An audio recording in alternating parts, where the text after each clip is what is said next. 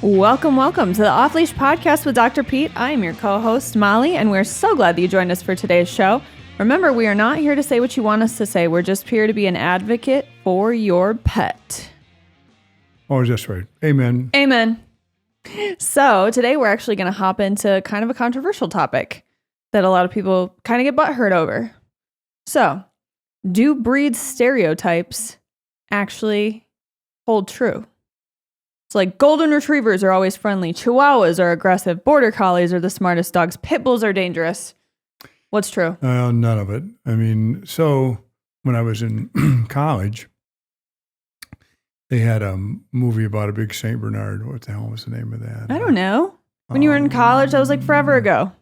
Was it Home Alone or not Home Alone? Was it Homeward Bound? No. It was about a really mean one. Cujo. Cujo. Yeah. Cujo? Yeah. Cujo? Cujo, Cujo. So they had a movie about that, and I thought that's weird. I've never seen a Saint Bernard like that. Didn't eat people's faces off? Yeah, and I think it may have been a. That's a horror movie. Yeah, it might have been Steven Spielberg or something did this movie. Yeah, I can't remember, but nonetheless, I thought it was just weird. You know, I'd had some exposure to animals, and had some exposure to Saint Bernards, and never met a mean one or a angry one. Yeah. And I thought, well, this is just a silly movie. I mean, you know, it's not accurate. Yeah, it's way off. I don't think I've ever met a mean Saint Bernard. They could be. Well, there are. Just so you know, there are. And really? When you get one, they are hell on wheels.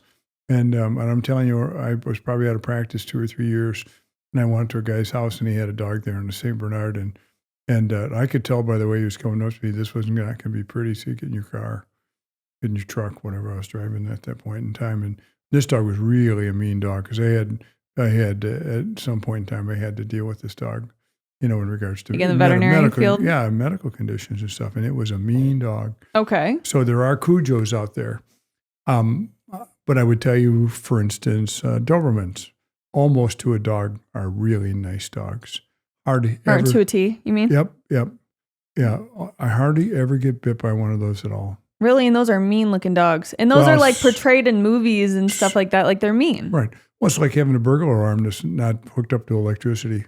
You know, it's they really don't. You know, and I think most. You know, I can't tell you what happens when you go in a Doberman's house because they can be territorial about their house and everything. But if you're just working on one in the office, or you got somebody out there with a Doberman that's sitting there, and if you just take your time, go over and sit next to them, and the Doberman is they're nice dogs. They are very nice dogs. Okay, well, let's lay the foundation, first of all. There are breeds that are designed for certain things, like Border Collies, Aussies bred for herding, right? Yep, correct. And then guarding dogs like Rottweilers, and then it says Dobermans on here because they can be territorial. Yep. Yes. And then hunting dogs like pointers, beagles, labs. Labs obviously love to retrieve. Beagles are loud as hell. Pointers, they do the little point thing. And then companionship dogs like toy breeds, they're not really, I mean, they're made for a certain purpose. Yeah, and some of the little toy breeds are, you know, and like you, we talked a little bit about Chihuahuas at one time or another, and to be really perfectly frank, you know, they tend to either be one way or the other. So they're either really, really friendly or they're not really friendly. But the breeds predict tendencies, not fixed personalities. Sure. So. Well, the tendencies, you mean tendencies, medical tendencies? Tendencies, like this dog has a tendency to bite. This dog has a tendency to, I don't know, be shy. The breed predicts tendencies, not personalities. Well, let's talk about dogs that bite without showing that they're going to bite you. Okay. But keep it in mind with the breed, though. Yeah. Chow Chows and Dalmatians. Okay. Both can appear fairly friendly until they're not. Yeah. And then it's like they got an on and off switch. Springer Spaniels. Usually quite a nice dog. Mm-hmm. But there's something called Springer Rage. And I've seen it. Yeah. My neighbor has a Springer Spaniel. Those Those are mean. And well, some of them are mean. This one's specifically very mean. Yeah. Well, but it's so funny because it has this little invisible fence, and it will come up and just bar its teeth at me and bark, and it looks scary as hell. And one time I was out there and the neighbor was like, "You can come in my yard." I was like, "Nah, I'm set. I don't want to get anywhere near that dog." And as soon as I walked into the yard, different dog. It was fine. Yep. I was like, "Oh, that was all smoke and mirrors." Kind of weird. And we have dogs that And really, here's what probably the listening public ought to know. For veterinarians, they're bringing them into your office. Yes. Okay. So I can tell you to a point, and I can't tell you this has anything to do with one breed or another breed, but a lot of times I have dogs that when I take them in the back room, they're much friendlier than they are than when they're with the client. Because it's territory? Well, it's territorial. Well, you have to remember, the room techs take the woman or the man in the room and they sit in the chair with the dog. And I walk in. I'm 6'5", maybe a little more on certain days. And I walk in and I usually walk across the room and sit at a table, sit on the other side of the exam table. And now to show them that they're not a threat. Well, now I can sit there and talk to the client because the client may have a complaint about what's wrong with their dog. Mm-hmm. So I'm like, well, let's just take the complaint, as opposed to sit there and look at that dog. Hey, does he bite? I don't never do that. I just sit there, and eventually the dog gets, this guy didn't even know what he's doing here, so I guess I'm okay. And then if I go to do something and the client stands up and then I kneel down, then that's a better scenario. Yeah. But can you look at dogs and say, yes, this dog does this. Yes, this dog does that. No, not really, because in any breed there'll be a certain number of dogs that are mean as hell, and they're gonna be a certain number of dogs that could care less. Okay, I'm gonna give you a number. I want you to guess this number. A recent large-scale study researched that breed only explains about blank % of the behavioral variation. What do you think that percentage is? I have no idea. Just take a shot in the dark. 50. 9%. 9%. The breed only explains 9% of behavioral variation. Okay. The individual experience of the dog growing up matters far more than the breed alone. Sure it does. Yep. Yeah. Because really, if they're kind to this animal, the animal will probably be kind to everybody else. I will say this. I have gotten dogs before from a litter. And then I don't know if you've ever seen this where you meet the sibling of that litter and that dog turns out way different than... Sure, it's in a different place. It's one of the reasons we talk a little bit about people think, well, they want to get a dog cloned. They like the dog that they had 20 years ago and they'd like to clone that dog. So they're going to try to clone that dog. Let them clone it. It's not going to be the same. No. They're 20 years older. Now they don't have any children in their family. Mm-hmm. Children have moved away and they live in a... And they live in a gated community where there's no other people around. Mm-hmm. And back when they lived in the, let's say on the numbered streets. Yep. They, it was different. It was just different. So it ain't going to be the same dog. No. I had a dog that I took every place with me when I first got out of school. I got a dog probably in 1978 or 9, like that Bandit. You've seen a picture of him before. Yeah. I don't think you ever got to meet him. But anyway, maybe you did. I don't know. But anyway, that dog was great. And was he, but he was, he's somebody that went to work with us every day.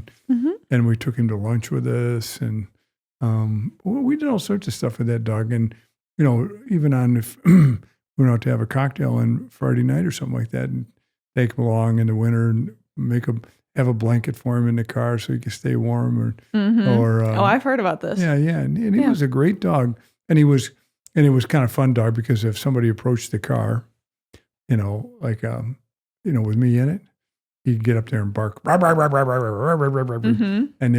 he'd be real protective about that. Yeah. And then I'd roll down the window and I'd say, whoever was over there, especially if it was somebody I knew, I said, the damnedest thing about this dog, he never barks at the beautiful people. and then of course, then that person insult would have smart injury back to say to you, But he would even get mad at me if he was in a car and I came up and tapped on the window. Yeah. And he disliked your mother immensely. And, but she, he probably felt that she was in, taking up too much of your time. Yeah, that's right. Competition. Competition, taking too much of the affection in the home. I get it. Oh, yeah. So is it predictable?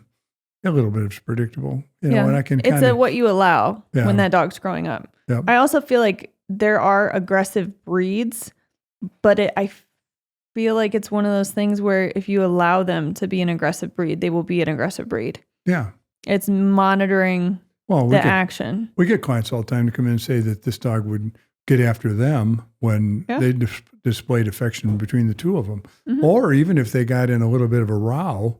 If they had a spirited conversation, not a physical one, but a spirited conversation, somebody raised their voice, the dog would go pick who they wanted to protect, and almost always the woman. Yes. Yep. So there's a reason for that. Well, there is a reason for that. Mostly, a lot of times because the woman provides more of the care for the dog. In other words, feeds the dog, lets him out, brings him in, washes her feet off, blah, blah, blah, blah, blah. Mm-hmm. Say this bitch takes care of me. I'm taking care of her. She does. All right. So what about the most common thing? Everyone thinks that Golden Retrievers are great dogs. I've seen Golden Retrievers bite. Yeah, me too. I had one not long ago, and the woman says, this dog never bites. And so I started fooling with it, and it snapped at me. And I mean, it came right around like it meant business. Yeah. And never say never. When she was leaving the building, she kept telling me, he's never done that before. He's never done that before. But, I'm doing stuff to this dog he's never had done before. Right. Never say never with the dog. No. That's right. And I said, can you pinch his anal gland? Sure, we can do that. Yeah. Somebody puts their finger up your rear end and tries to squeeze your anal glands and not happy about it. Hey, I can understand probably why they aren't happy about it. But I do believe that in the breed specifications, genetics loads the gun, but the environment pulls the trigger. That's probably right. Yeah. So you have potential to be a pet has a potential to be violent or aggressive, and sometimes clients bring that out. They'll reward that sort of behavior. Yeah. And if you can't reward that behavior if you don't want it to happen. Mm-hmm. Yeah, and it's the personality is mostly shaped by like early socialization with the dog. I think that first year that they're a puppy, taking them everywhere, doing everything. So what age do you think you ought to get a puppy? When you first adopt a puppy, what age?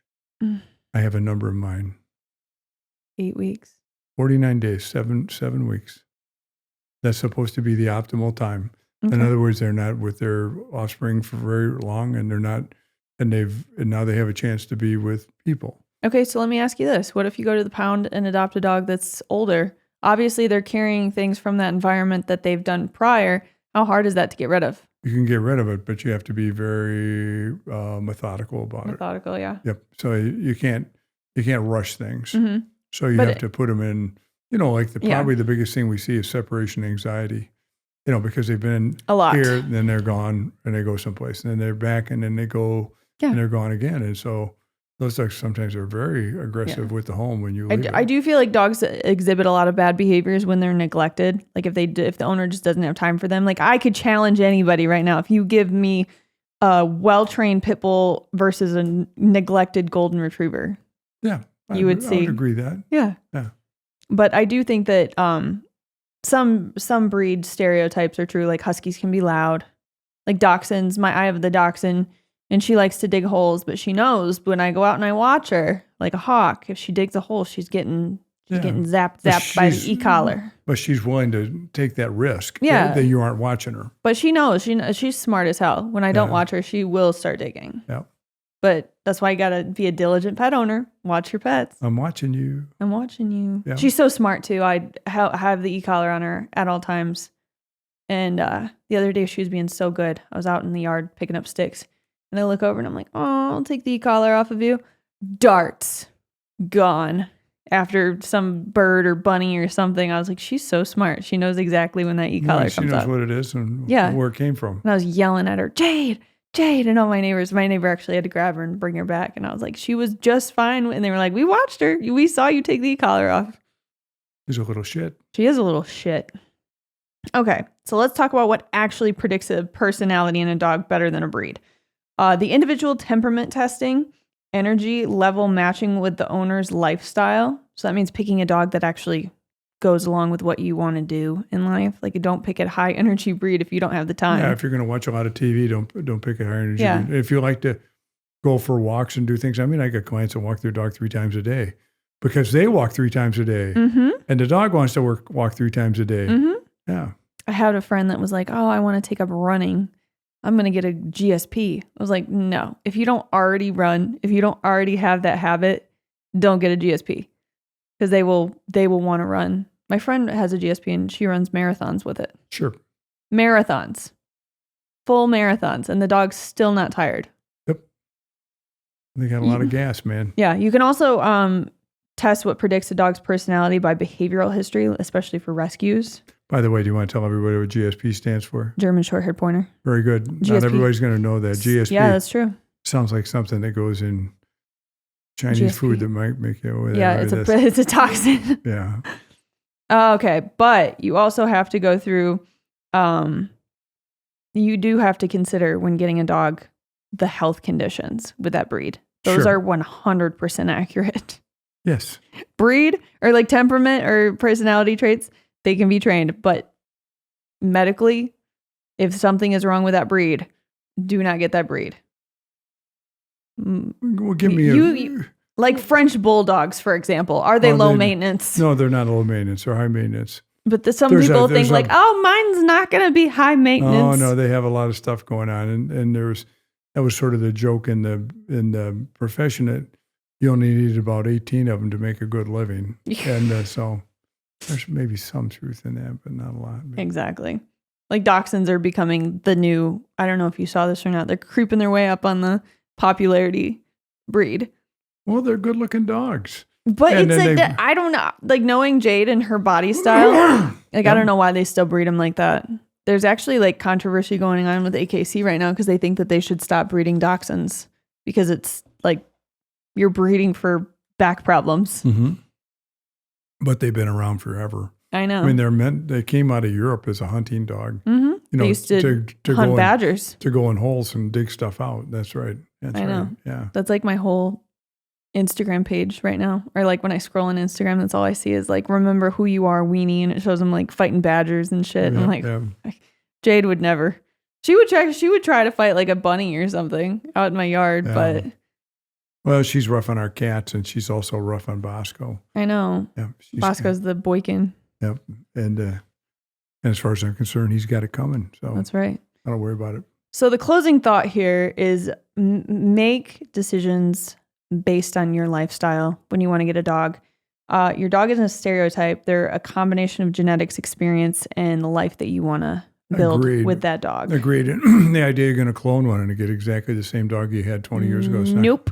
Not going to happen. Nope. Different environmental factors, different time, different energy. Well, and the people, they get those dogs, they say, well, it looks a lot like the same dog, but it doesn't act like the same dog. And so they think, well, maybe they got the DNA strands mixed up or something. Also, that's crazy as shit that people are cloning their dogs. Isn't that like 20 grand?